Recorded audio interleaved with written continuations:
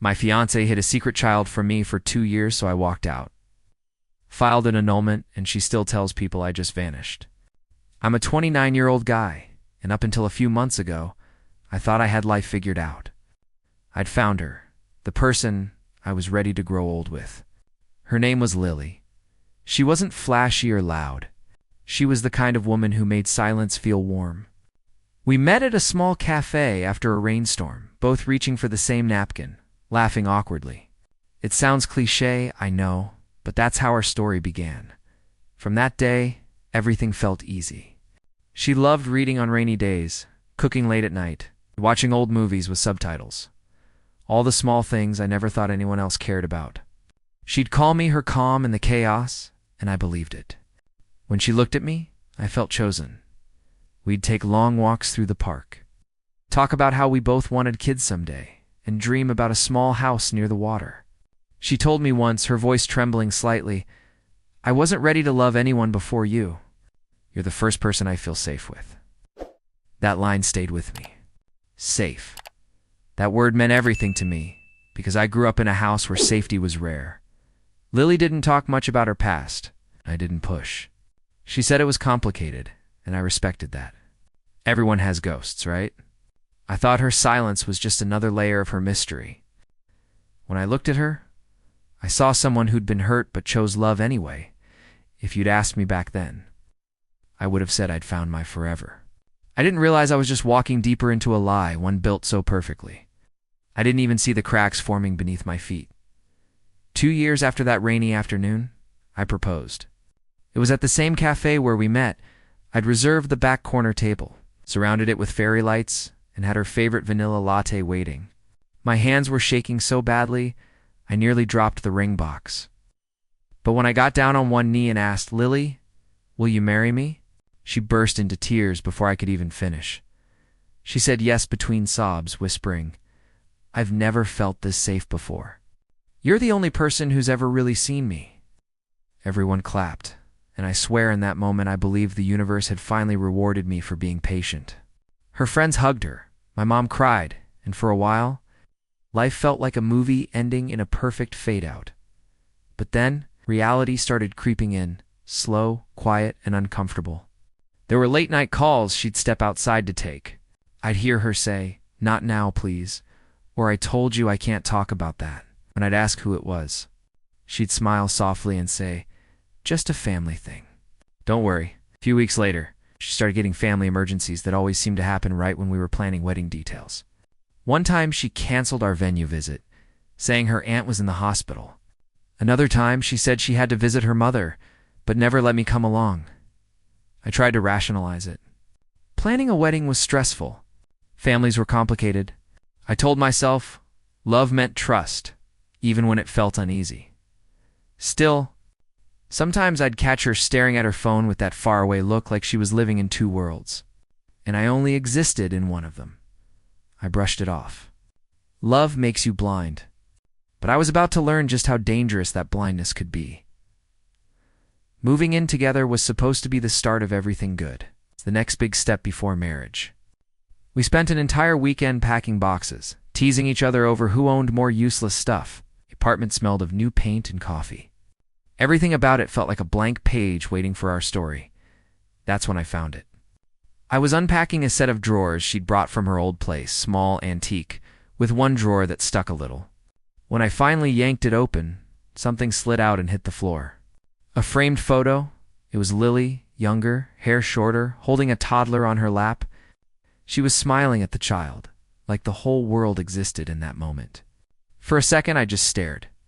The resemblance between them was uncanny. The boy had her eyes, the same dimple. When she walked in and saw what I was holding, her entire face changed. "Oh, that's my cousin's kid," she said quickly, snatching the frame from my hands. She laughed, but it was nervous, shaky. He was adorable, wasn't he? Before I could respond, she shoved the photo into a box labeled miscellaneous and shut it. Something about the way she avoided my gaze lingered, but I told myself not to overthink it. People have complicated families, right? I didn't want to be that controlling fiancé who questions everything. That night, while brushing my teeth, I heard her voice through the bathroom door. Soft, urgent. whispering into the phone. I caught only a few words. "No, he can't find out. Please, not yet." I froze. My heart started pounding so loud it drowned out everything else.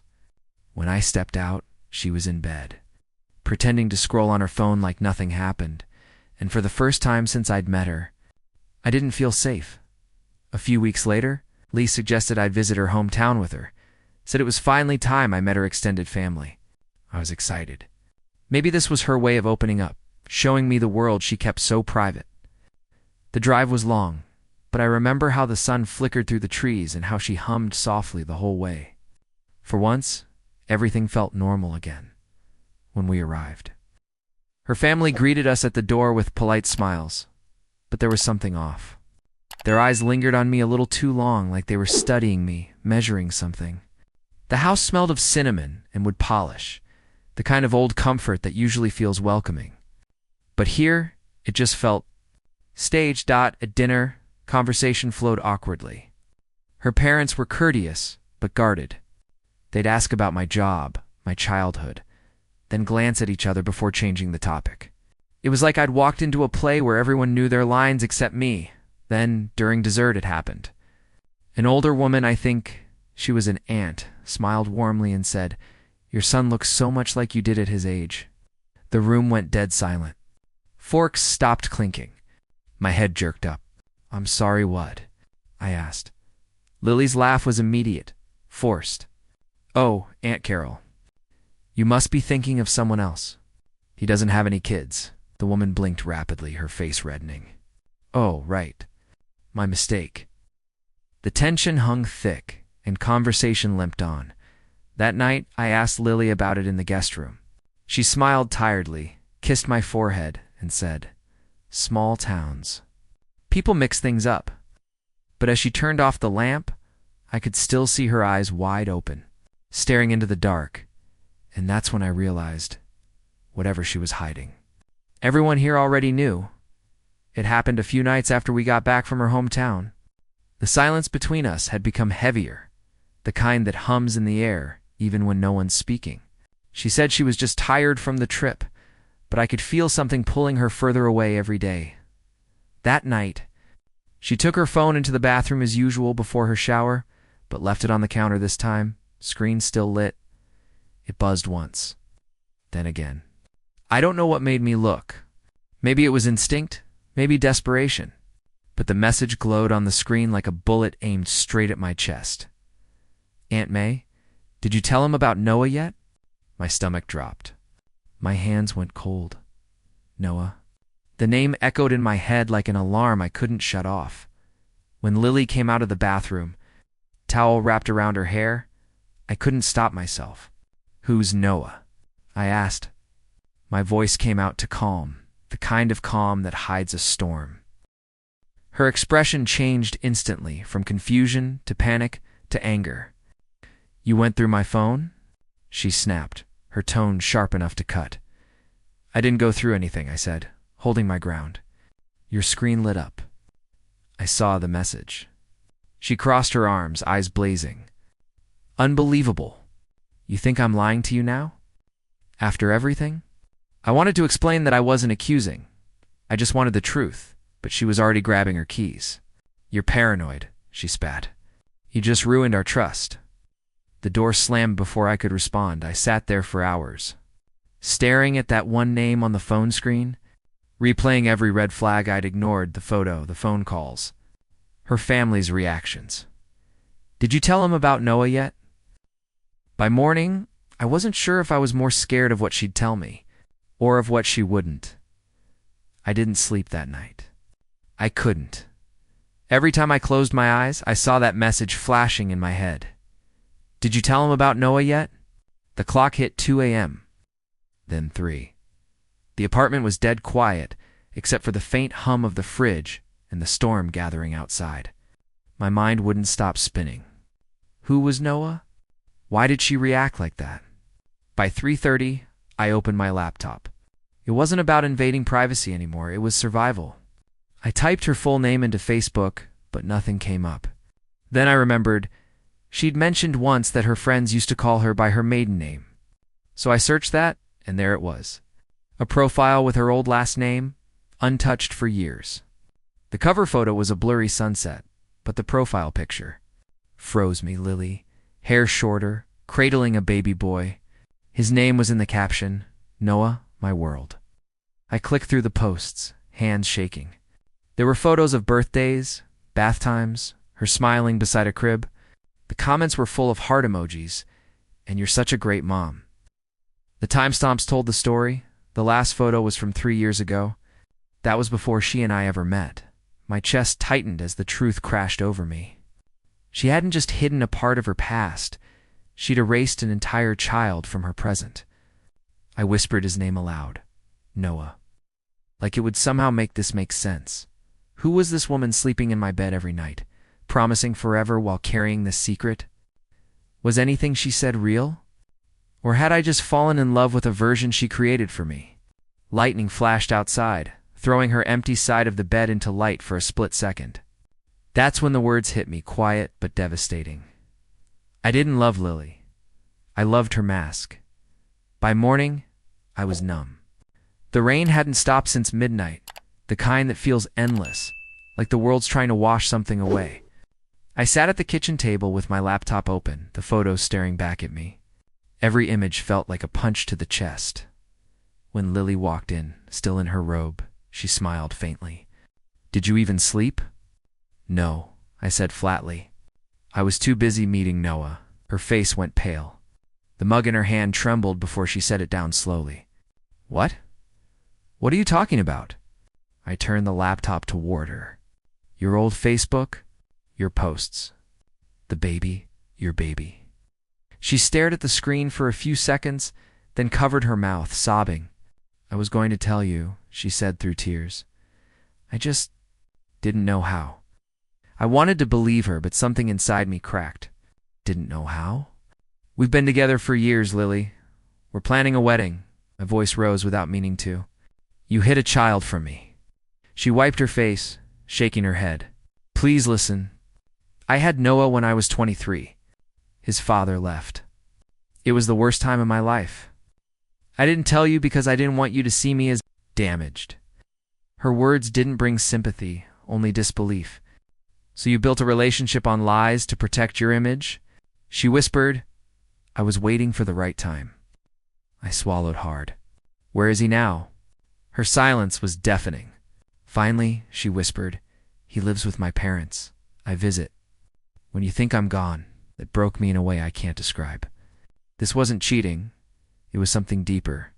She'd stolen truth itself, rewritten her life, and invited me into the lie. The woman I loved didn't exist, and I didn't know who was sitting across from me anymore. I started packing that afternoon. I couldn't stay another minute in that apartment filled with half-truths and staged love. Lily sat on the couch, crying into her hands, whispering, please don't go. Please. But there was nothing left to say. Every word out of her mouth sounded like static. Then, just as I zipped up my last bag, a knock echoed through the apartment. 3 quick taps, confident, familiar. Lily froze. Oh God, she whispered. Before I could ask, the door opened. Her parents walked in uninvited, soaked from the rain, and behind them was a little boy clutching a stuffed bear. He looked up, big brown eyes scanning the room, then ran straight to Lily. Mommy! The sound sliced through me. Not because it was loud, because it was real, instinctual, natural. The kind of word a child doesn't fake. Lily dropped to her knees, hugging him so tightly she shook. Her parents stood awkwardly in the doorway, eyes darting toward me. We thought you should meet him, her mother said softly. You deserve to know everything. Everything. The irony nearly made me laugh. Her father stepped forward. She was scared, he said. She just wanted to start fresh. You have to understand, son. She didn't mean to deceive you, son. That word burned. I looked from one face to another, Lily, her parents, the child, and realized something far worse than betrayal. This wasn't an accident. They'd all kept it from me. Every family emergency, every secret trip, every tight-lipped dinner conversation, all part of a lie designed to protect their image. Lily whispered, please. say something. But I couldn't. I just stared at her holding her child, the one I never knew existed, and finally understood the truth. I wasn't part of her future. I was just living in her cover story. I don't remember leaving. One moment I was standing in that living room, sound of a child's laughter echoing behind me the next. I was driving aimlessly in the rain. Everything I owned stuffed in the back seat. My phone wouldn't stop buzzing. Lily. Over and over. By the time I pulled into a cheap roadside motel, my hands were shaking so badly I could barely hold the keycard.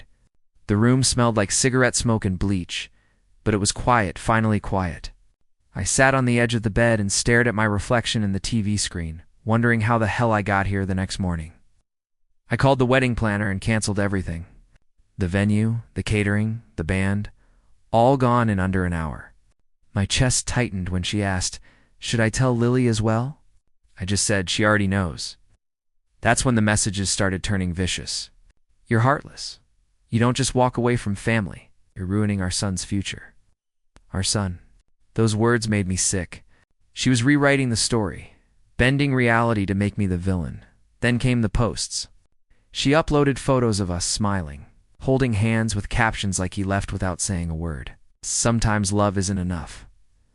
Friends started reaching out, confused, asking if I was okay, if I'd really ghosted her. I didn't even know how to respond. How do you explain betrayal so deep it's invisible from the outside?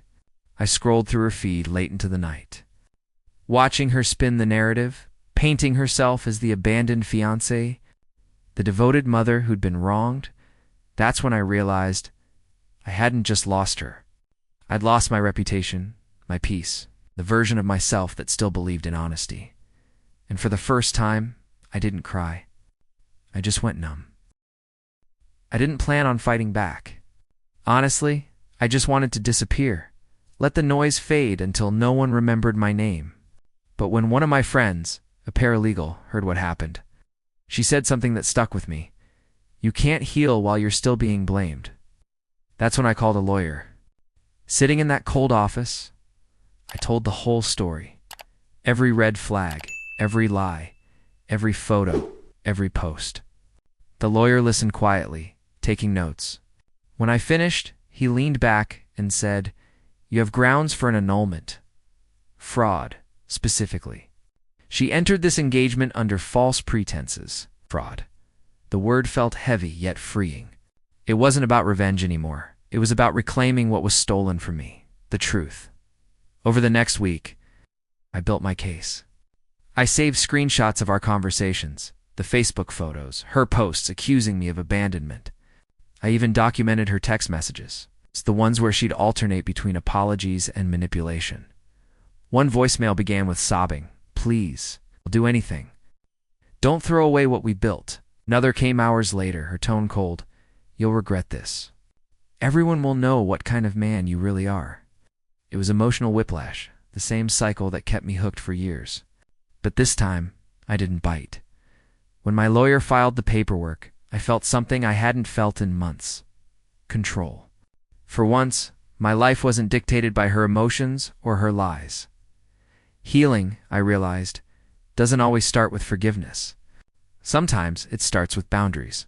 The night I received confirmation that the annulment was in motion, I sat in silence, no music, no TV, just the hum of the air conditioner, and breathed deeply for the first time in months. For the first time, her chaos wasn't mine to fix anymore. The thing about lies is they rot in the light. And when the annulment papers were officially served, that light hit everything Lily had tried to hide. At first, she ignored it. She kept posting online, talking about men who abandoned families, painting herself as a heartbroken single mom. But slowly, cracks began to form. Mutual friends started comparing timelines, remembering the awkward family visit, the strange secrecy. One of them reached out privately, saying, "Wait, she never told you about the kid? We all thought you knew." And just like that, her version started to crumble. Screenshots spread quietly among our circles. People saw the truth, the old Facebook photos, the messages, the inconsistencies. Those who judged me started sending apologies. I'm so sorry, man. We had no idea. She fooled everyone. Some even unfollowed her completely. Lily, in desperation, doubled down. She claimed I knew from the start that I pretended to be shocked for sympathy. But the louder she shouted, the more people saw through it. You could almost feel her losing control of her own story, and me. I stayed silent. I didn't post, didn't defend myself, didn't argue. I'd spent too much of my life trying to explain pain to people who didn't feel it.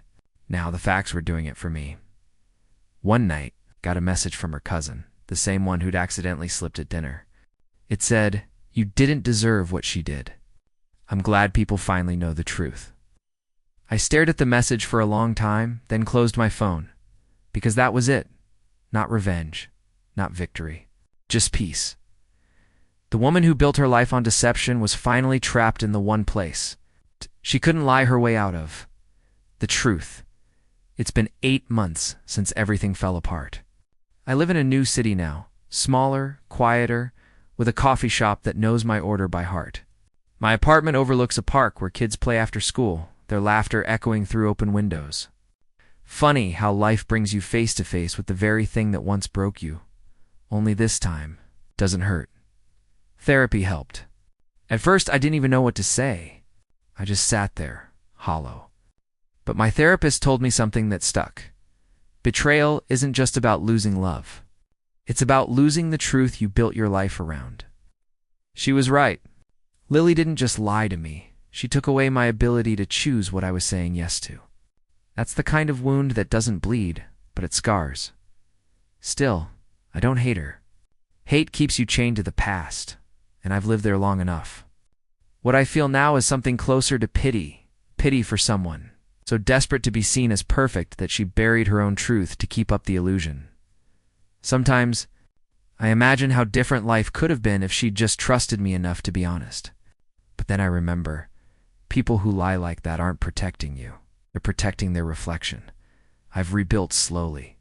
New job, new city, new peace. I don't check her social media anymore. I don't need to.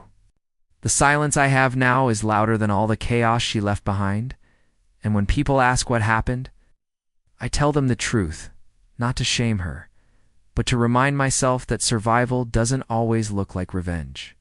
Sometimes it just looks like walking away. She hid a child to protect her image. I lost everything to protect my peace, and that's the kind of honesty I'll never apologize for.